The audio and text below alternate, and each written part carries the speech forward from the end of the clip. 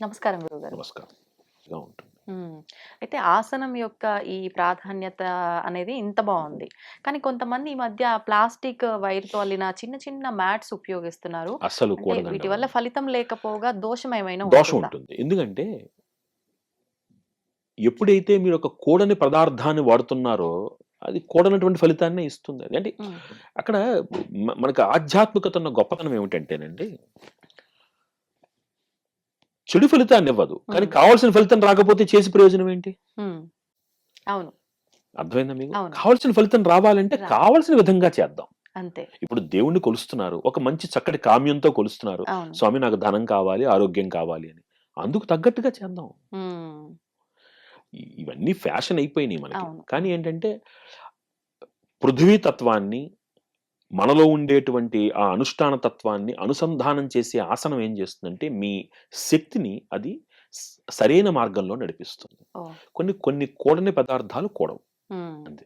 ఇప్పుడు చాలా వరకు ఈ సిల్వర్ కోటెడ్‌తో వచ్చిన పీటలు, హ్మ్. చెక్క పీటలు ఇవి హ్మ్. వాడుతూ ఉంటారు. చెక్క అవి పీటలు వాడొచ్చు. హ్మ్. సిల్వర్ కోటెడ్ అంటాం గానీ, సిల్వర్ కోటెడ్ కాదది. హ్మ్. హ్మ్. అది ఒక లోహం అది. లోహం. పనికిరాదు. చెక్క ఓహ్! వాడండి మంచిది. హ్మ్. దోషం లేదు దానికి. హ్మ్. దర్భ వాడండి దోషం లేదు. ఊలు వాడండి దోషం లేదు. ఆ! ఈ ప్లాస్టిక్కు ఇలాంటి అదే చెప్తున్నాను. అవును. భగవంతుడి దగ్గర కావలసినటువంటిది ఆర్భాటము కాదు. హ్మ్. అవును. శ్రద్ధ. ఆ శ్రద్ధని మనం కనుక ఆచరణయోగ్యనీయమైనటువంటి శ్రద్ధగా మార్చామనుకోండి, అనుకున్న ఫలితం తక్షణమే వస్తుంది. ఆ! మనం ఏమంటామంటే నేను పూజ చేసినా నాకేం రాలేదండి అంటాం. ఎందుకని అవును. మనం చేయాల్సిన విధంగా చేయట్లేదు. చెయ్యట్లేదు. మరి ఇదే పూజ చేసి ఇంకొకళ్ళు ఫలితం పొందుతున్నారు కదా! అవును. మరి వాళ్ళెందుకు పొందుతున్నారు? అంటే ఇక్కడ మేము చాలా లాజిక్‌గా మాట్లాడతాం గదా! ఆ! వాళ్ళ కర్మలో అది ఉంది. తలరాతలో అయ్యింది. ఆ! నాకు లేదేమో అవ్వట్లేదు. కరెక్ట్. కర్మ. అక్కడికే వద్దాం ఆ ప్రశ్నకి. హ్మ్. ఇది డీవియేషన్ అయినా గాని చాలా హ్మ్. మంచి ప్రశ్న. హీరో అనేటువంటి ఒక పామిస్ట్ తెలిసే ఉంటుంది. ప్రపంచ ప్రఖ్యాతమైనటువంటి వాడు.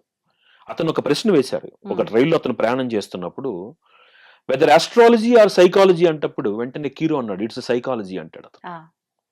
మానవుడు తలుచుకుంటే సాధించగలడు. మీకు 'బాలభారతం' అనే సినిమాలో ఒక మాటుంటుంది. హ్మ్. మానవుడే మహనీయుడు అనేటువంటి పాట. అవును. అవును. మార్కండేయుడిని హ్మ్. మీరు ఒక మహామునిగా చూడ్డానికన్నా ముందు ఆ! అతని తల్లిదండ్రులు అతనికి జన్మనిచ్చినప్పుడు అతని ఆయువెంత? హ్మ్. 16 పద సంవత్సరాలు. అంతేనా? మరి ఈ రోజున మీరు సప్త చిరంజీవులలో ఒకడిగా ఆయన కొలుస్తున్నాం గదా మనం. అది ఎలా సాధించారు? మాయతో సాధించారా? లేదు. లేదే. తన తపశ్శక్తితో సాధించారు. అవును. Take the positive from it. If hmm. You will you can.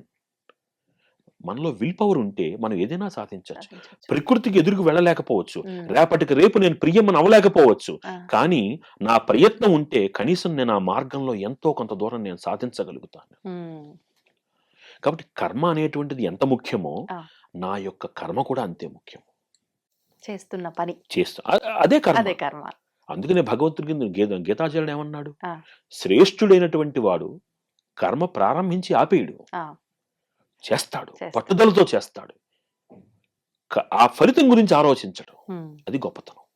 అంతే. కాబట్టి నా కర్మ ఇంతేలే అనుకునేవాడు అలాగే ఉంటాడు. అవును. నా కర్మ ఇలా ఉంది కదా! ఇప్పుడు జ్యోతిష్యంలో ఓ చిన్న ఇదుంది. హ్మ్. మీకు డబ్బులు ఖర్చవుతాయి అని ఉంటుంది. ఆ! ఇప్పుడు డబ్బులు ఖర్చవుతాయి. ఎందుకు ఖర్చవుతాయో మనకు తెలీదు. తెలీదు. ఆ ధనం వ్యయాన్ని నేను పుణ్య వ్యయంగా మార్చుకునే అవకాశం నాకుందిగా. ఉంది. ఎట్ ఎనీ కాస్ట్ నా జేబులో నుంచి ఒక రూ. 1000 బయటికి వెళ్ళాలని రాసుంది వెళ్ళాలని రాసింది. అనుకుందాం. అంతే. అది హాస్పిటల్‌కెళ్ళి మందులు ఖర్చు పెట్టే బదులు ఒక పేదవాడికి దానం కూడా ఇవ్వచ్చుగా నేను. అవును. అవును. ఎలాగైనా బయటికి వెళ్ళాలి. Let me do it in a positive way. హ్మ్. సూపర్. ఇది నాలో ఉంది. ఆ! దాన్ని సకారాత్మకంగా మార్చుకోవాలి. ఆలోచనని, నా క్రియని, కర్మని ఎప్పుడైతే సకారాత్మకంగా మార్చుకుంటానో, పాజిటివ్‌గా మార్చుకుంటానో హ్మ్. 100% పాజిటివ్ రిజల్ట్ నేను పొందుతాను నేను. అంటే ఒకటి జరగాల్సిందుంది. అది ఏ రకంగా జరగాలి నా అనేది మీ చేతుల్లో ఉంది. చేతుల్లో ఉంది. ఉంది. నువ్వది ప్రయత్నించటం లేదు. హ్మ్. నువ్వేం చేస్తున్నావంటే నీ ఎనర్జీని వదిలేస్తున్నావు నువ్వు. వదలొద్దు. Okay. Have confidence on you. But not over confidence. హ్మ్. ఇదే ఎక్కువైపోయింది ప్రతి ఒక్కరిలో. నమ్మకానికి, అహంభావానికి చాలా సన్నటి తేడా ఉంటుంది. ఆ!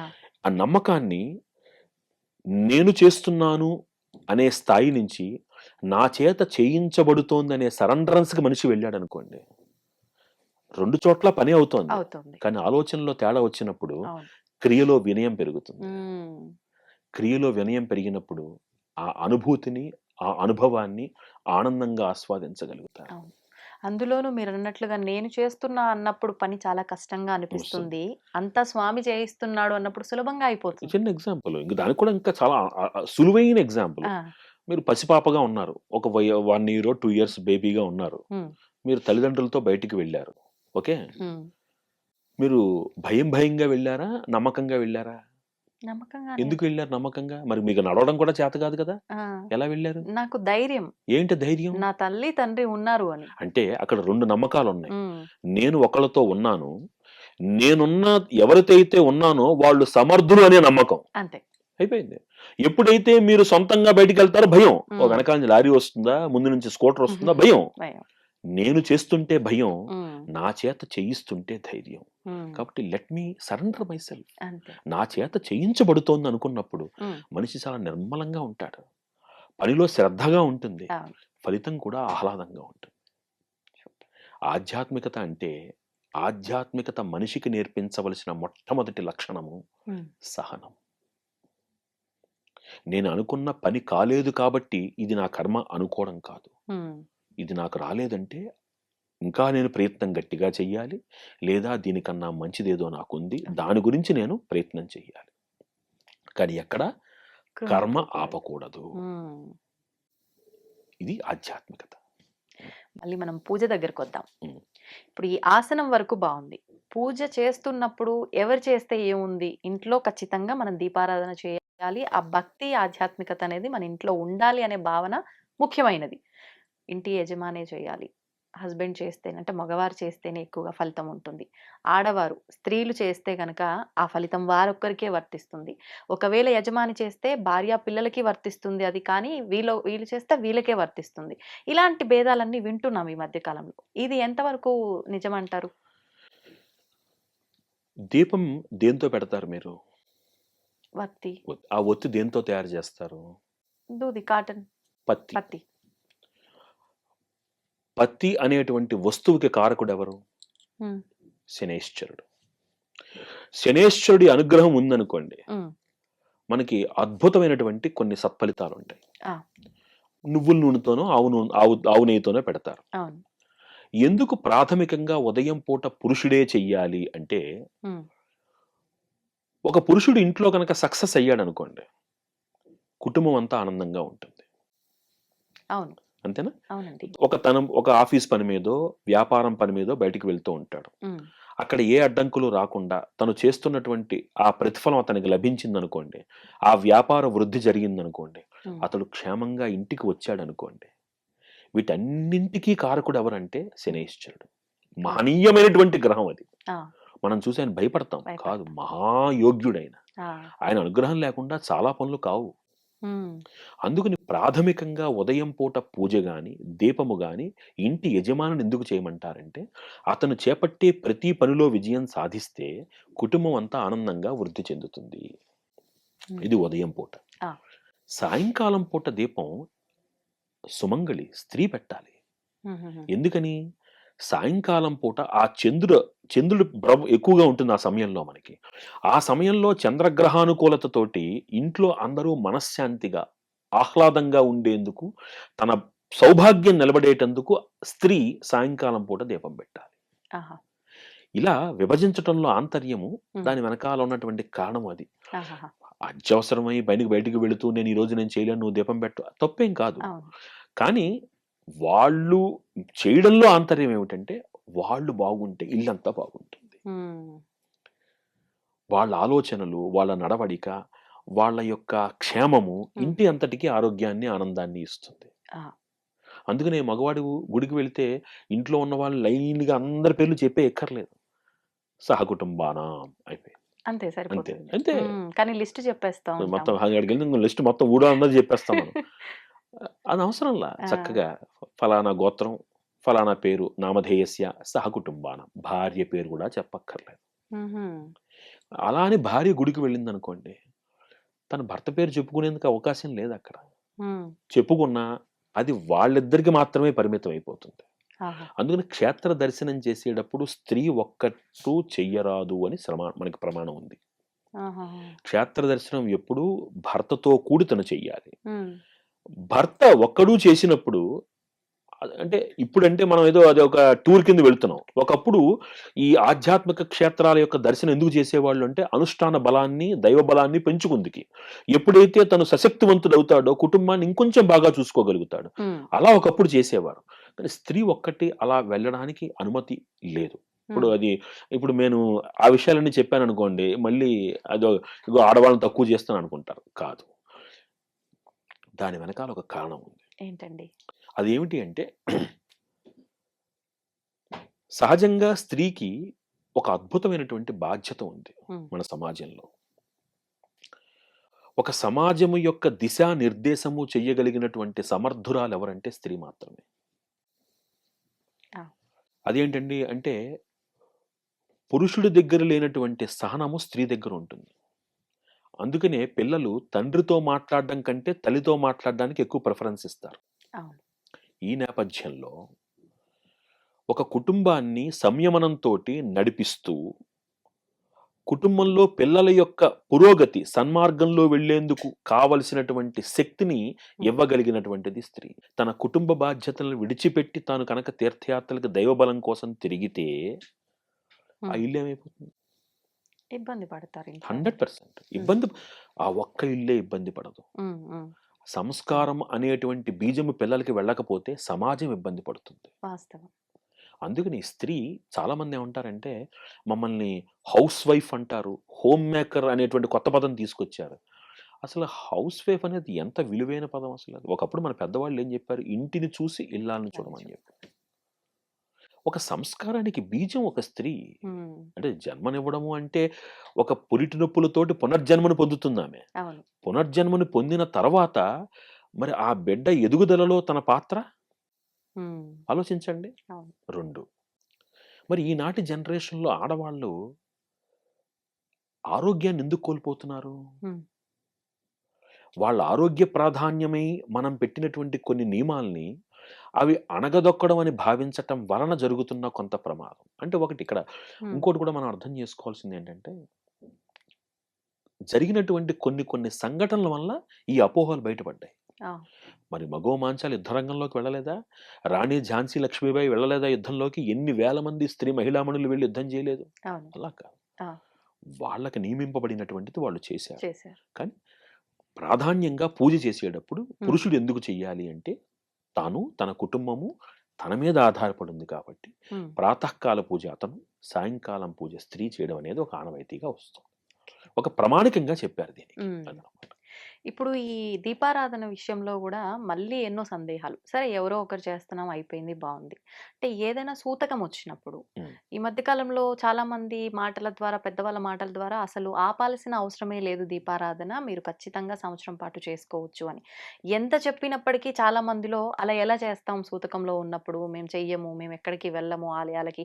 అసలు ఎవరైనా చేస్తున్న అక్కడికి వెళ్లి గూడా చూడము అని మొండి వాదన వాదిస్తున్నారు. అవును. ఇది వాస్తవమా? చేయకూడదంటారా సూతకంలో? మీరు ఏటి సూతకంలో ఈ సత్కార్యాలు చెయ్యకపోవడం వలన తెలియకుండా మీ ఇంటిని శ్మశానంగా మారుస్తున్నారు. వాస్తవం. నిరంతరం అనుష్ఠానం కూడా ఆపకూడదని చెప్పింది మనకి శాస్త్రం. ఆహా! మీరు చేసేటువంటి దేవతార్చన, అనుష్ఠానము, హ్మ్. సంధ్యావందనము ఇత్యాది కర్మలు కూడా మీరు ఆపకూడదు. హ్మ్. వాటిని సరళీకృతం చేసి అందించారు మనకి తప్ప, ఏ కార్యము ఆపరాదు అని చెప్తున్నారు మనకి. హ్మ్. దీపం ఎందుకు చెప్తున్నాం మనం? అసలు దీపం యొక్క ప్రాధాన్యతనేంటి? హ్మ్. దీపం జ్యోతి పరం బ్రహ్మ. అవును. దీప సర్వతమోపహః. దీపేనా సాధ్యతే సర్వం దీపదేవి నమోస్తుతే. అంటే మా ఇంట్లో లైట్ ఉందండి అంటాం. ఆ లైట్‌తో ఇంకో లైట్ వెలిగించండి. అవ్వదు. ఇప్పుడు సపోజ్ సీరియల్ లైట్లు పెట్టారు మీరు. హ్మ్. ఓకేనా? సీరీస్ లైట్ పెట్టారు మీరు. సైన్స్ ప్రకారం తీసుకుందాం. హ్మ్. అంటే అక్కడ స్విచ్ చేస్తే 10 లైట్లు వెలిగాయండి అంటారు. అదొకటి ఆగిపోతే 10 అన్నీ ఆగిపోతాయి. పోతాయి. ఎక్కులు తక్కువలు పవరొచ్చినా అన్నీ పోతాయి. ఆ! సీరీస్ ఆఫ్ లైట్స్‌లో ఒకటి పోతే అన్నీ పోతాయి. అంతే. అది సైన్స్ అది. అంతే. నౌ దీపానికున్న గొప్పతనం ఏమిటి అంటే, ఆ దీపము ఒక వేడిని సృష్టిస్తుంది. హ్మ్. ఆ దీపం ఒక సకారాత్మక శక్తిగా శంకర భగవత్పాదులు వారు అందించినటువంటి షణ్మత స్థాపనలో సుబ్రహ్మణ్య తత్వముగా మనకు కనబడుతోంది. హ్మ్. మొత్తం పూజంతటిని కాపాడేది ఎవరంటే దీపంట. హుహు. ఆ దీపము ఇంటికి ఒక తేజస్సునిస్తోంది, ఒక వెలుగునిస్తోంది. అవును. ఆ వెలుగు ఏం చేస్తోంది అంటే నీలో ఉన్నటువంటి తామసాన్ని తొలగిస్తోంది. హ్మ్. మీరు ఆలోచించండి. చక్కగా మీరు స్నానం చేసి దీపం పెట్టుకున్న తర్వాత మీ ఆలోచన సరళిని పెట్టుకోకుండా మామూలుగా ఇంట్లో స్నానం చేయకుండా అవును. తిరిగేటప్పుడు అవును. మీ ఆలోచన సరళిని గమనించండి. చాలామంది ఒక పెద్ద పెద్ద మేధావులు అంటే అన్నీ తెలుసనుకునే మేధావులు హ్మ్. దీన్ని సైకలాజికల్ డిఫరెన్స్ అంటారు. ఒక చిన్న ఆ! మాటతోటి. ఆ! కానీ సైకలాజికల్ డిఫరెన్స్‌కి, శరీరంలో జరిగే మార్పుకి సంబంధం లేదు. సైకలాజికల్ డిఫరెన్స్ అనేది ఆలోచనకు సంబంధించింది. హ్మ్. హ్మ్. అయ్యో! ఈరోజు నేను పూజ చేయలేదు. నేను అయిపోతుందో అని భయం. అది సైకలాజికల్ ఫియర్. ఆ! కానీ అక్కడ అది జరిగిన తర్వాత నాలో కలిగేటువంటి ఒక మార్పు, ఒక ఆనందం ఇవన్నీ అన్నీ సైకలాజికల్లీ రిలేటెడ్ కాదు. ఆ! వాటిల్లో జరుగుతున్నటువంటి ప్రాకృతికమైన మార్పులవి. అవును. ఇది చాలా కాబట్టి మంది అనుభవించుంటారు ఫీల్. 100% అవును. మీరు ఆలోచించండి. చిన్న హ్మ్. ఎగ్జాంపుల్ చెప్తాను. మీరు ఉదయం ఇప్పుడంతా మార్నింగ్ వాక్ ఫ్యాషన్ కదా! అవునవును. కుక్కను పట్టుకొని రోడ్డు మీదకెళ్ళేవాడిని. హ్మ్. ఉదయం స్నానం చేసి గుడికెళ్ళి చక్కగా 11, 16 ప్రదక్షిణలు చేసుకొని గుడి ఆలయం దర్శనం చేసుకున్న వాడిని హ్మ్. పక్కన కూర్చోబెట్టి మాట్లాడండి. మీకు తెలిసిపోతుంది వాళ్ళ ఆలోచనలో తేడా. అవునవును. అవునవును. ఇక్కడ ఏటి సూతకంలో 12 రోజులు మాత్రమే మైలు. హుహుహు. 12 రోజులు అయిపోయిన తర్వాత, ఆ! ఆ తర్వాత నుంచి ఇంట్లో దీపము పెట్టి తీరాలి. హుహు. తీరాలి. ఎందుకంటే ఆ ఇంట్లో నువ్వుంటున్నావు. అవును. ఆ ఇంట్లో నువ్వుంటున్నావు. నీ పిల్లలుంటున్నారు. హ్మ్. మీరు అక్కడ ఆ కార్యాలను చేయకపోవడం మూలంగా ఆ ప్రాంతాన్ని మీరు శ్మశానంగా మార్చేస్తున్నారు. హ్మ్. కూడదు. ఇంట్లో దీపం జరగాలి. మీరు యజమానిగా కూర్చొని కొన్ని సత్కార్యాలు చెయ్యకూడదు. కానీ ఇంట్లో జరిగే నిత్య పూజ చేసుకోవాలిగా. అవును. నువ్వు దేవుడిని పెట్టుకున్నప్పుడు అమ్మవారికి నివేదన పెట్టాలిగా. చెయ్యాలిగా. తప్పేముంది? ఆ! అంతే. కొన్ని కూడనివి. అంటే ఎలాంటివండి? క్షేత్రాలకు వెళ్లి ఇందాక నేను చెప్పినట్టుగా ఆ! మీరు యజమానిగా కూర్చొని హ్మ్. వ్రతాలవి చేసుకోవడం అవి కూడవు. ఓహో! మీరు ఆలయానికి వెళ్ళినా నిర్భ్యంతరంగా వెళ్ళండి. హ్మ్. తీర్థం తీసుకోండి. శతకోపం పెట్టించుకోకూడదు. ఇది హుహు. శాస్త్రం. కొబ్బరికాయ కొట్టడం లాంటివి అన్నీ చెయ్యొచ్చు. చెయ్యొచ్చు. కొబ్బరికాయ ఎవరు కొట్టకూడదు? హ్మ్. కడుపుతో ఉన్నటువంటి స్త్రీ 6 నెల దాటిన తర్వాత కొట్టకూడదు. ఎందుకని? హ్మ్. లోపల ఉన్న గర్భము క్షేమంగా ఉండాలి కాబట్టి. ఓహ్! తర్వాత ఇంకొకళ్ళకి ఆ స్త్రీ ఇంకొకళ్ళకి ఫలం అందివ్వకూడదు. ఎందుకని? తను కోరుకున్న ఫలం తనకు దక్కాలి కనుక. ఇవన్నీ వాటి వెనకాల ఒక సైకలాజికల్ ఒక ఎనాలిసిస్ ఉంది. అవును. అవును. కాబట్టి ఏటి సూతకంలో మీరు ఎన్ని సత్కార్యాలు చేస్తారో హ్మ్. వాటన్నిటి ఫలితము మీ పితృదేవతలకి వెళుతుంది. ఆహా! అద్భుతం. మరి ఇంకే అవును. మా అమ్మగారు ఆవిడ కాలం చేశారు. ఆ! ఇప్పుడు ఈ సంవత్సరం నేను చేసే సత్కార్యాల ఫలితం అంతా మా అమ్మగారికి ఊర్ధ్వలోకాలు అందిస్తుందంటే ఇంకా ఆనందంగా చెయ్యాలి. మంచిదే ఆ! గదా! ఆ! మనకి శాస్త్రం స్పష్టంగా చెప్తోంది. ఆ అవును. సంవత్సరం మీరు ఏం సత్కార్యాలు చేస్తారో అవన్నీ మీ పెద్దవాళ్ళకి వెళతాయి. హ్మ్. ఇంకా ఆనందంగా చేయండి. అంతే. మనం వాళ్ళు బతుకున్నప్పుడు తెలుసో తెలియకో ఓ పొరపాట్లు చేసుంటాం. హ్మ్. వాళ్ళని అరవడమో, కించపరచడమో చేసుంటాం. హ్మ్. కనీసం ఇప్పుడు అవకాశం వచ్చింది. హా! ఇంకా ఎక్కువ చేయండి. అంతే. అంతే తప్ప అవి ఆపేయడం మూలంగా మీ గ్రహ వాతావరణాన్ని మీరు నెగెటివ్ ఎనర్జీతో నింపేస్తున్నారు. హ్మ్. అలా పొరపాట్లు చేయొద్దు. ఇప్పుడు విశేషంగా పండుగలు, పర్వదినాలు వచ్చినప్పుడు మేము అంటే సూతకంలో ఉన్నాం కాబట్టి, మేము బాధలో ఉన్నాము అని తెలియజేయడం కోసమా మరెందుకో ఇలాంటివైతే మేము జరుపుకోకూడదు అన్న ఆలోచన ధోరణిలో చాలామందున్నారు. నిజంగా పండగలు వాళ్ళు జరుపుకోకూడదా? గరుడ పురాణం చదివితే ఆ! ఒక వ్యక్తి దాటిపోయిన తర్వాత హ్మ్. అతన్ని ఆ ఉగ్రరథం మీద తీసుకువెళుతున్నప్పుడు మీరు ఏడవకూడదు అని శాస్త్రం ఉంది. ఓహ్! ఏడవకూడదు మీరు. చెప్తోంది గరుడ పురాణం చెప్తోంది. ఆ!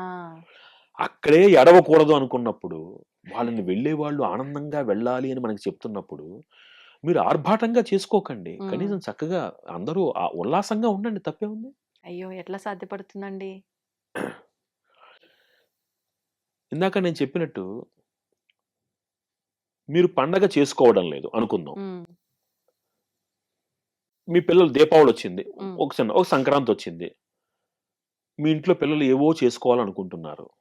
మనం చేసుకోకూడదు అని ఆపేస్తున్నాం మనం. ఒకళ్ళ పేరు మీద ఇంకొకళ్ళని బాధపెడుతున్నారా లేదా మీరు? అప్పుడు వాళ్ళకేం వెళ్తుంది? వాళ్ళు బాధపడతారు. వాళ్ళ పిల్లలు సంతోషంగా ఉండాలనే గదా మీ వాళ్ళనుకుంటారు. పూర్వీకులు ఒక్కసారి పితృదేవతా స్వరూపంలోకి మారిన తర్వాత స్వార్థరహితంగా వాళ్ళెప్పుడూ అందరి మంచే కోరుకుంటారు. హ్మ్. మన ధర్మం ఏమిటి? మనం ఏంటంటే విపరీతాలకు వెళ్ళకూడదు. ఆ! మీ పరిధిలో ఓకే. ఇంట్లో ఎటు సూతకం ఉన్నప్పుడు నేను ఇందాక చెప్పినట్టుగా మీరు ఇంట్లో మీరు సంకల్పం చెప్పుకొని మీరు వ్రతాలవి చేసుకోకండి. ఆ! కానీ ఇంట్లో పిల్లలకి పిండి వంటలు పెట్టి పెట్టండి. అవును. అవును. తప్పేముంది? హ్మ్. అవి ఆ పిల్లలు సంతోషిస్తారు. పిల్లలు చక్కగా తింటారు. ఆనందంగా తింటారు. తింటారు. అవును. వాళ్ళకి లేదుగా ఏడు సూతకం. ఏడు అవును. సూతకం మీ ఇద్దరికేగా హ్మ్. భార్యాభర్తలకి. మరి వాళ్ళనెందుకు మనం పస్తుబెట్టాలి? అవును. కూడదు. ఒకళ్ళు బాధపడటము అనేటువంటిది ఆ ఆచారంలో లేదు. హ్మ్. అలా అని మనం వెర్రి వేషాలకి వెళ్ళకూడదు. ఆ! విపరీత వేషాలకి వెళ్ళకూడదు. హ్మ్. ఇది చాలా స్పష్టం. ఇప్పుడు ఈ సూతకంలో ఉన్నప్పుడు అంటే మన బంధువులది, మన వాళ్ళది అయిన వాళ్ళ ఎవరి అయినా శుభకార్యాలైనప్పుడు వీళ్ళు చాలా కార్యక్రమాల్లో వీళ్ళన్నా దూరంగా ఉంటారు. లేదు వీళ్ళు సూతకంలో ఉన్నారు. ఇంకా ఏడాది అవ్వలేదు కాబట్టి వాళ్ళని కాస్త దూరంగా పెట్టాలనే ధోరణి గూడా కొన్ని సందర్భాల్లో చూస్తాం. అది ఇది చాలా ఎంతవరకు? పొరపాటండి. హ్మ్. ఇది ఆహ్, ఏమవుతుందంటే భక్తి అనేటువంటిది మూఢత్వంలోకి వెళ్ళకూడదు. ఇదంతా మూఢత్వంలోకి వెళుతోంది. హ్మ్. Superstitious approach. నిజంగా అండి. ఎలా ఉంటుందంటే పలానా వాళ్ళు వెళ్లారనుకోండి. వాళ్ళకి ఎవరికైనా దెబ్బ తగిలిందనుకో వాడొచ్చాడు కాబట్టి దెబ్బ తగిలింది. హ్మ్. కొంత ఈ భయాలనేటువంటివి కూడా సమాజాన్ని ఆక్రమించుకున్న మాట వాస్తవం. ఆ! మనకి ఎక్కడా అలాంటిది లేదు. చక్కగా వెళ్ళండి. అందరితో ఆహ్లాదంగా ఉండండి. నవ్వుతూ ఉండండి. వాళ్ళని ఆశీర్వదించి రండి. హ్మ్. కనీసం మీరు అక్కడికి వెళ్లి అంటే వాళ్ళని పిలిస్తే ఏటు సూతకంలో ఉన్న వాళ్ళని పిలిస్తే మనకేం జరుగుతుందో అనే భయం ఒకళ్ళది. అక్కడికి వెళ్లి ఏదైనా జరిగితే మళ్ళీ మనం మాట పడాలి అనేటువంటి బాధ ఒకళ్ళది. ఇది మూఢత్వంలోకి వెళ్ళిపోతుంది. Hmm. There is no bar. ఎక్కడ ఎవరిని రెస్ట్రిక్ట్ చెయ్యబడలేదు. హ్మ్. ఆ 12 రోజులు మైలు ఏదైతే ఉందో ఆ మైలలో ఎవరిని కలవకూడదు. హ్మ్. ఎవరిని కలుపుకోకూడదు. ఎందుకంటే ఆ సమయంలో ఆ జీవి యొక్క ప్రయాణాన్ని మనకు గరుడ పురాణం స్పష్టంగా చెప్పింది. ఆ! అదయిన తర్వాత ప్రతి మాసము మనం పెట్టేటువంటి మాసికాలలో ఏ విధంగా రూపాంతరం చెంది ఆ జీవి వృద్ధి చెందుతూ ఊర్ధ్వలోకాలకు వెళుతుందో చెప్పబడుతోంది. అవును. కాబట్టి ఆ సమయంలో తీసుకునేటువంటి జాగ్రత్తలు తీసుకుంటూ అందరితో కలిసి ఆనందంగా ఉండవచ్చు. ఇప్పుడు ఒక అకేషన్ ఉంది. ఆ అకేషన్ అది ఆ ఇంట్లో అది ఆఖరి అకేషన్. ఆ తర్వాత ఆ ఇంట్లో సత్కార్యం జరగడానికి అవకాశం లేదు. అవును. ఈ ఏడు సూతకం పేరు మీద వాళ్ళని దూరపెట్టడం ఎంతవరకు సబబు? అలా అని వీళ్ళక్కడ భాగస్వామ్యం చేయక్కర్లేదు. ఆ! వెళ్లి చూసి రావచ్చు. చూసి రావచ్చు. కానీ వాళ్ళని పిలవడానికి కూడా భయపడుతున్నారు వాళ్ళు. అవును. వాళ్ళెప్పుడైతే భయపడుతున్నారో వీళ్ళు భయపడుతున్నారు. అవును. ఇదొక మూఢత్వంలోకెళ్ళిపోతుంది. హ్మ్. మన మైల 12 రోజులు మాత్రమే. మాత్రమే. అంతే. ఇప్పుడు ఇల్లే దేవాలయం అంటారు. అటువంటి దేవాలయాన్ని మనం చాలా పవిత్రంగా చూసుకోవాల్సిందే. అయితే మనం నిజంగా భగవంతుడు దేవాలయం ఏదైతే మనం నిర్మించుకున్న ఆలయాలున్నాయో చెప్పులు వేసుకొనైతే వెళ్ళం. వీలైతే ఇంటి దగ్గరే చెప్పులు వదిలి వెళ్ళేవాళ్ళు కొంతమందుంటారు. కొంతమంది వెళ్ళిన తర్వాత బయట వదిలి కాళ్ళు కడుక్కొని వెళ్ళేవాళ్ళుంటారు. మరి ఇంత పవిత్రంగా దేవాలయానికి వెళ్ళాలన్నప్పుడు మన ఇల్లు దేవాలయం అని భావించినప్పుడు ఇంట్లో పాదరక్షలు వేసుకోవడం ఎంతవరకు సబబు? ఇందాక నేను చెప్పాను నేను. అవసరం లేని దాన్ని ఆధ్యాత్మికత ఎప్పుడూ అందించదు అని. ఇప్పుడు ఈ ఆర్థోపెడిషియన్స్ అందరూ ఇస్తున్నటువంటి సలహాలలో ఈ చెప్పులొకటి. ఆ! ఎందుకిస్తున్నారు? మీరు తిరుగుతున్నటువంటి నేల లాంటిది. ఒకప్పుడు మన నేలలో ఇవన్నీ సమస్యలు లేవు మనకి. లేవు. మనకి శాస్త్రం ఇంకో మాట చెప్తుంది ఏంటంటే, "ఆతురేణ నియమాహ నాస్తి." హ్మ్. ఒక ఒక పేషెంట్ ఉన్నారనుకోండి. నన్ను మడికట్టుకునే భోజనం చేయాలంటే ఎలా కుదురుతుంది? అవును. ఒక బాలింత ఉందనుకోండి. ఆ బాలింతకి మీరు మడి వగైరా ఎక్కడ పెడతారు? హ్మ్. అవునా? అవును. చిన్న పిల్లాడు పాలు తాగాలి అంటే మరి ఆ అమ్మాయి నేను మడికట్టుకున్నాను పట్టనంటే ఎలా కుదురుతుంది? వాళ్ళకవన్నీ వర్తించవు. అవును. కాలంతో పాటుగా మారుతున్నటువంటి వాటిల్లో ఇది ఒకటి. హ్మ్. అయితే దురదృష్టవశాత్తు ఈ చెప్పుల వాడకం ఎక్కడి దాకా వెళ్ళిపోయిందంటే పూజ గది దాకా వెళ్ళిపోతుంది. అవును. అవును. వంటగది దాకా వెళ్ళిపోయింది ఆల్రెడీ. వెళ్ళిపోయింది. నా ప్రార్థన ఏమిటంటే మీ మాధ్యమం ద్వారా ఆరోగ్యం కోసం మీరు చెప్పులు వేసుకుంటే అవి హాలు, బెడ్‌రూమ్ వరకు పరిమితం చేసుకోండి. శ్రద్ధగా అమ్మవారికి అన్నం వండి నివేదన పెట్టేటువంటి వంటశాలకి, పూజశాలకి తీసుకెళ్ళకండి. ఇంక తప్పదు. ఎందుకంటే మీరు వాడుతున్న ఫ్లోరింగ్స్ అటువంటివి, ఆ! మోకాళ్ళు నొప్పులు సహజంగా వస్తాయి. ఇప్పుడున్నటువంటి ఆడవాళ్ళకి ఒక వయసు దాటిన తర్వాత అనారోగ్యం కామన్ అయిపోతోంది. అవును. ఆ అవును. నేపథ్యంలో కొన్ని జాగ్రత్తలు మీరు తీసుకోవాలి హ్మ్. తప్పదు. అలాంటప్పుడు ఆ పరిమితిలో తీసుకోండి. హ్మ్. వంటింటికి, పూజ గదికి చెప్పులను దూరంగా పెట్టండి. అంతే. దయచేసి ఇదొక్కటే మటుకు. మనం దాన్ని మార్చలేం. సబబా అంటే కాదనే చెప్పాలి. చెప్పాలి. ఆరోగ్యం అది ముఖ్యమే. ముఖ్యమే. 2 బేరీజ్ వేసుకుంటూ వెళ్ళాలంటే వంటగదికి, పూజ గదికి దూరం చేయండి. హ్మ్. మిగతా చోట్ల తిరగండి తప్పదు. అంతే. ఇప్పుడు చాలా వరకు మంత్ర పారాయణం కానీ, ఏదైనా నామ జపం గానీ, లేదు ఏదన్నా స్వామికి సంబంధించిన శ్లోకాలు పాడుకోవడం గానీ, అంటే భక్తి అంటే నేను కొబ్బరికాయ కొట్టి, దీపారాధన చేసి, ఇవన్నీ చేస్తేనే కాదు, నేను స్వామి నామస్మరణ ద్వారా భక్తిని నేను ప్రదర్శిస్తాను. ఇలా కొంతమంది రకరకాల మనుషులుంటారు. అవును. అలా ఏదైనా నిత్యము మంత్రము మనం పారాయణ చేయాలన్నా, స్మరించాలన్నా ఏదైనా మంత్రం ఉందా? ఇది కొంచెం విశాలంగా చెప్పాలి. వర్ణాశ్రమ ధర్మాలని మనకి అందింపబడ్డాయి. ఆ! ఇప్పుడు మనం కులాలనే పేరు మీద కొన్ని మాట్లాడుతున్నాం గానీ, మనకున్నవి 4 వర్ణాలు. చాతుర్వర్ణమయా సృష్టా గుణకర్మ విభాగశః అని గీతాచార్యుడు చెప్పాడు. హ్మ్. ఒక్కొక్క వర్ణానికి ఒక్కొక్క బాధ్యతను అందించాడు. ఆ! బ్రాహ్మలు ఇవి చేయాల్సిందే. హ్మ్. క్షత్రియులివి. మిగతా వాళ్ళు వీళ్ళు చెప్పారు. ఆ! నా వర్ణాశ్రమ ధర్మాన్ననుసరించి నాకేది నియమింపబడిందో నేను ఆ కర్మని, ధర్మాన్ని తప్పనిసరిగా ముందు ఆచరించి తీరాలి. ఒకటి. హ్మ్. అది వదిలిపెట్టి నేను జపం చేస్తానంటే కుదరదు. ఆ! బేసికల్‌గా మీరు ఒక కార్యాలయంలో పనిచేస్తున్నారు. హ్మ్. ఓకే. మీకంటూ ఒక ప్రాథమికంగా ఒక రెస్పాన్సిబిలిటీ ఉంటుంది. ఆ! అది మీరు చేసిన తర్వాతే మిగతావన్నీ అడిషనల్ యాక్టివిటీస్ అవుతాయి. అవును. మరి అదే చేయకుండా నేను అది మాత్రమే చేస్తానంటే అలా కాకుండా ప్రాథమిక ధర్మాన్ని మీరు ఆచరించే తీరాలి. హ్మ్. రెండవది నవవిధ భక్తులున్నాయి మనకి. అవును. ఈ నవవిధ భక్తుల్లో మీకు ఏది అనుకూలంగా ఉంటే అది చెయ్యండి. హ్మ్. ఇప్పుడు కొత్తగా మనం ఏ టీవీ ఛానల్ చూసినా అవును. కొన్ని కొన్ని ఉత్కృష్టమైనటువంటి మంత్రాల పేర్లు వినపడుతున్నాయి మనకి. వినపడుతున్నాయి. తర్వాత రోజే మాకు ఫోనొచ్చేస్తుంది. ఆ! మనం ఆ మంత్ర హోమం చేద్దాం గురువుగారు. నాన్న అన్నింటికి ఓపెన్ హార్ట్ సర్జరీ ఒకటే సొల్యూషనా? మధ్యలో స్టంట్ ఒకటుంది. ఉంది. దాని తర్వాత బైపాస్ ఒకటుంది. అవును. దానికన్నా ముందు 2 ఈకోలో అవసరం లేదంటే టాబ్లెట్ యేసుకుంటే సరిపోతుంది. సరిపోతుంది. డైరెక్ట్‌గా ఒకటే. ఆ! అలాగా మాకన్నీ చాలా ఫాస్ట్‌గా అయిపోవాలి. అయిపోవాలి. వెంటనే వచ్చేయాలి. అది ఎంత వెంటనే వచ్చేస్తుందో అంత వెంటనే వెళ్ళిపోతుంది కూడా. హ్మ్. శాశ్వతం గాదు. ఏది అవన్నీ కామ్యాలవి. ఆ! అంటే నీకు నియమింపబడిన ప్రాథమిక ధర్మము. ఇందాక మీరడిగారు హ్మ్. మంత్రము, శ్లోకము అని. ఒక బ్రాహ్మడికి సంధ్యావందనము గుడి కన్నా పవిత్రం. నేను గుడికెళ్ళి కూర్చొని దండం పెట్టుకుంటానంటే బ్రాహ్మడికి కుదరదు. ఆ! మిగిలిన వాళ్ళు గుడికి వెళ్ళిన తర్వాతే ఇంకొక పని చెయ్యాలి. ఓహ్! మనకి గృహ్య సూత్రాలని, ఆపస్తంభ గృహ్య సూత్రాలని, అశ్వలాయన గృహ్య సూత్రాలని హ్మ్. స్పష్టంగా ఏం చెప్తాయంటే, ఒక పరిహారంగా మీరు మొట్టమొదట ఆశ్రయించవలసింది దేన్ని అంటే ఆలయాన్ని. హ్మ్. దాని వెనకాల ఎంతో సైన్స్ ఉంది. హ్మ్. ఇప్పుడు పిల్లలు పుట్టట్లేదండి ఫలానా వాళ్ళకి. రావి చెట్టు ప్రదక్షిణలు చేయండి అంటారు. ఆ రావి చెట్టులో ఉన్నటువంటి ఆ ఎనర్జీ ఎంత గొప్పది. అవును. ఎందుకు రావి చెట్టు నీడలోనే నాగపడుగుల్ని పెడతారు? హ్మ్. ఇవన్నీ సైన్స్. సైన్స్.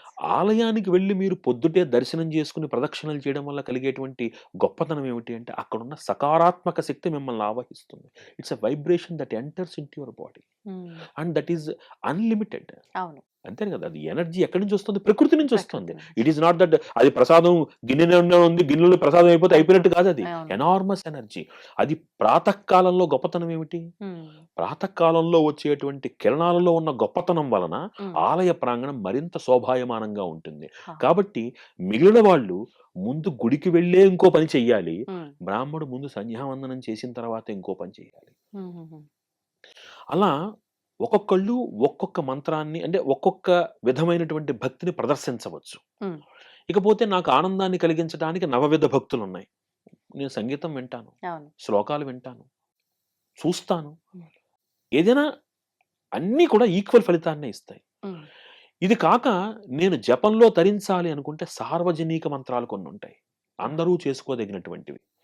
ఒక దత్తాత్రేయ నామమను, హ్మ్. ఒక వెంకటేశ్వర స్వామి వారి నామమను, ఇలాంటి నామాలు సార్వజనీకం అంటే అందరూ చేసుకోదగినటువంటివుంటాయి. హుహు. అవి ఈ వేదికల ద్వారా మనం చెప్పలేకపోయినా హ్మ్. సార్వజనీక మంత్రాలను పెద్దవాళ్ళని ఆశ్రయిస్తే ఎటువంటి నియమాలు అక్కర్లేకుండా ఎక్కడికి వెళ్ళినా సరే చేసుకునేటట్టుగా ఆహా! బీజాక్షరాలు లేకుండా దైవ నామంతో కలిపి అది మనకు అందిస్తారు వాళ్ళు. ఓహోహో! అంటే ఇది అలాంటి గురువు నామాన్ని ద్వారానే తీసుకోవాలి. ఏ మంత్రమైనా గురువు ద్వారానే తీసుకోవాలి. ఒకవేళ నామజపం చేయాలంటే? అది కూడా గురువు చేత మనం ఒకసారి నువ్వు చెయ్యి నాయనా అని అనిపించుకోవాలి. ఆహా! గురువాక్యానికున్న గొప్పతనం అది. అప్పుడు అంటే నా ఇష్ట దైవానికి సంబంధించిన నామం చేస్తా అని గురువు దగ్గర అడగాలా? గురువిచ్చిన నామం తీసుకోవాలా? మీకు ఏది మంచిదో ఆయన ఇస్తారు. ఆహా! ఇప్పుడు నాకొక కోరికుంది. నేను హ్మ్. ఫలానా అమ్మవారంటే నాకిష్టం. నాన్న నీకు ఇది బావుంటుంది ఇది చెయ్యి అంటారు. హ్మ్. వారి మాట అనిపించుకుంటే అది ఏమవుతుందంటే అనుష్ఠాన బలము కలిగినటువంటి వ్యక్తి యొక్క మాట మంత్రం అవుతుంది. హ్మ్. ఒక మాట వారితో అనిపించుకొని మనం చేసామనుకోండి అవును. అద్భుతమైన ఫలితాలుంటాయి. అవును. ఇప్పుడు మీ ఇంట్లో మీ అబ్బాయో, పాపో చిన్న పిల్లాడు. హ్మ్. ఓ రోజు ఆవకాయ అన్నం పెట్టారు. ఆహ్, బావుంది. నాకు రెండో రోజు కూడా ఆవకాయే కావాలన్నాడు. పెట్టారు. మూడో రోజు పెడతారా? పెట్టం. ఎందుకని? వేడి చేస్తుంది. మీరు పిల్లాడంటే శత్రుత్వం కదా! అందుకే పెట్టరేమో కదా! లేదు. వాడి మంచి కోసమే. హ్మ్. అంటే నాకు నచ్చింది ఇవ్వనంత మాత్రాన అది నాకు వ్యతిరేకం కాదు. హ్మ్. నాకేది మంచో తెలిసి ఆయన ఇస్తారు. అంతే. అది నమ్మి ఆశ్రయిస్తే నాకెప్పుడు మంచి ఫలితమే వస్తుంది. సూపర్. సింపుల్. హ్మ్. మన లైఫ్ స్టైల్‌ని మనం అంత పాజిటివ్‌గా ఆలోచిస్తే అసలు చుట్టుపక్కల నెగెటివ్ ఎక్కడుంది చూడడానికి? అవును. దృష్టిలోనే ఉంది. కానీ అంత మంచి దృష్టితో చూడలేకపోతున్నాము. హ్మ్. మేమేదైతే దృష్టితో చూస్తున్నామో ఎవరికి వాళ్ళం అదే మంచి దృష్టి అని భావన చేస్తున్నాము. అవును. దీని నుంచి ఎలా బయటకొస్తాం? బయటపడం. ఇప్పుడు అసలు ఈ పరిస్థితి ఎందుకొస్తోంది అంటే వివేకానందుడు ఒక మాట అంటాడు. చాలా అద్భుతమైన మాట. హ్మ్. The reason for sorrow is exaggeration at others అని అంటాడాయన. అసలు బాధకి కారణం ఏమిటి అంటే నేను ఎదురుగుండా ఉన్న వ్యక్తిని చూసి నన్ను నేను పోల్చుకోవడంలో కలుగుతోంది. లేదా ఆశ్చర్యపడటం వల్ల కలుగుతోంది. ఆహా! వాడి ఇంట్లో 55 ఇంచెస్ టీవీ ఉంది. నా ఇంట్లో 32 ఇంచెస్ ఉంది. 6 నెలల్లో నా ఇంట్లో 55 ఇంచెస్ టీవీ ఉండాలి. అంతే. 99.9% కోరికలు నాకు అవసరమై పుట్టట్ల. హ్మ్. ఎదురుగుండా వాళ్ళని చూసి పుడుతున్నాయి. నిజం. కాబట్టి ఇది మార్పు రావాలి అంటే నా అవసరాన్ని గుర్తించాలి. హ్మ్. నా అవసరానికి తగ్గట్టుగా సహనంగా నేను మెలగడం నేర్చుకోవాలి. ఆ! అనవసరమైనటువంటి వాటికి వెళ్ళి నష్టపోతున్న వాళ్ళు కొన్ని కోట్ల మందున్నారు మనకి. అవునండి.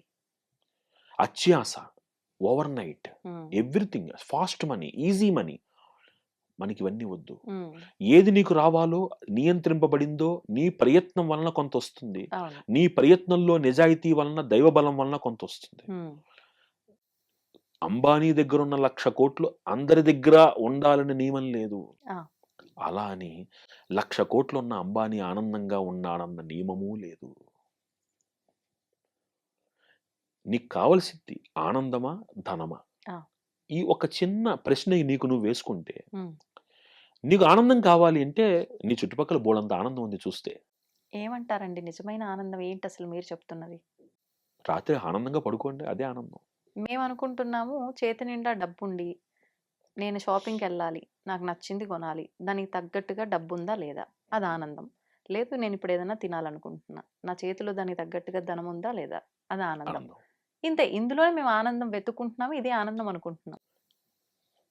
నిశితంగా పరిశీలిస్తే అది ఆనందమా? ఆకర్షణ? ఈ చిన్న తేడా. హ్మ్. హ్మ్. ఆ వస్తువు మీరు చాలా ఇష్టపడి కొనుక్కున్నారు. దాని మీద ఇష్టం ఎన్నాళ్ళుంటుంది? ఇంకో వస్తువు మీద ఇష్టం కలగనంత వరకు. అది మీ మనస్సుకు ఆ రియలైజేషన్ వచ్చిందనుకోండి. హ్మ్. ఓహో! ఆనందము వస్తు ప్రాధాన్యత కాదు. హా! మనస్సు ప్రాధాన్యత హ్మ్. అని అర్థమైందనుకోండి. మనిషి పరిగెట్టడు. మరి మీరన్నట్టుగా వస్తు ప్రాధాన్యత గాదు, మనిషి ప్రాధాన్యత. నా మనసు చెప్తోంది. పలానా వారిని నీకు నచ్చారు. ఇప్పుడు జరుగుతుందిదే. మళ్ళీ ఆ మనసు చెప్పిందని ఆయన్ని ఇష్టపడ్డాము, లేపోతే ఆ హ్మ్. వ్యక్తిని ప్రేమించాము, ఏదో ఒకటి వాళ్ళతో సహవాసం చేశాము, ఏదో ఒక రకంగా. మరి అది మనసు చెప్పిందని శాశ్వతంగా ఉంటుందా? లేదు కదా! ఇంకొకరి పైకి మల్లుతోంది. ఆ! మనస్సు ప్రాధాన్యత అనేటువంటిది ఆనందము అనుకున్నప్పుడు, నా మనస్సు యొక్క ప్రాధాన్యత, నా మనస్సు యొక్క ఆనందము ఎవరికి తెలుస్తుంది? ఇప్పుడు పంచదార నేను రుచి చూసాను. అబ్బా! చాలా తియ్యగా ఉందండి అని అన్నాను నేను. హ్మ్. మీరు వెంటనే తియ్యగా చూపించండి అంటే నేను చూపించగలనా? నేను రుచి భావన. ఆ! అది భావన. ఆ! అది ఆకర్షణ లేకపోతే ఆనందమా అనేటువంటి ఆ సహనం ఇందాక నేను చెప్పాను అవును. సహనము. అవును. ఆ సహనం ఉన్నంత వరకు, సహనము మనలో కలగనంత వరకు హ్మ్. ప్రతి ఆకర్షణ ఆనందంగానే మారిపోతుంది. హ్మ్. సహనం ఉన్న వ్యక్తి హా. ఒక అద్భుతమైనటువంటి మాట మా అమ్మగారు నాతో చెప్పేవారు. హ్మ్. ఈ ఫలానా వస్తువు లేదా ఒక ఫలానా వ్యక్తి మీద నీ ఇష్టము నిజంగానే కనుక గొప్పదైంటే హ్మ్. 6 నెలలు ఆ వ్యక్తిని కలుసుకోకపోయినా 7వ నెలలో అంతే ఇష్టంగా ఉంటే అది నిజమైనటువంటి ఆనందం. అది ఇష్టమైనది. నాలో భయం, ఆ వ్యక్తిని నేను చూడకపోతే, రేపొద్దున నన్ను మర్చిపోతే, నిజమైన ఇష్టం మర్చిపోతుందా? మర్చిపోదు. అద్భుతమైన మాట. అంటే తాత్కాలికంగా నేను ప్రతినిత్యము చూస్తూ ఉండకపోతే మర్చిపోతాను అనుకునేటువంటి బంధము, అది బంధం ఎందుకయింది? అవును. అవసరం. నేను ఎక్కడ ఉన్నా నా గురించి ఆలోచించేటువంటి ఒక వ్యక్తి, నా యోగక్షేమాల గురించి భావిస్తున్నటువంటి ఒక వ్యక్తి, నేను ఎక్కడున్నా నా గురించి ఆలోచిస్తారు. హ్మ్. అది నిజమైన బంధం. హా. నా ఎదురుగుండా ఉన్నంతసేపు గుర్తుంటాడు. పక్కకెళ్ళిపోతే మర్చిపోతా. అది బంధం ఎందుకయింది? అవును. సో, ఆకర్షణకి, ఆనందానికి ఆ ఆ భేదం మనకి అర్థం కావాలి అంటే, హ్మ్.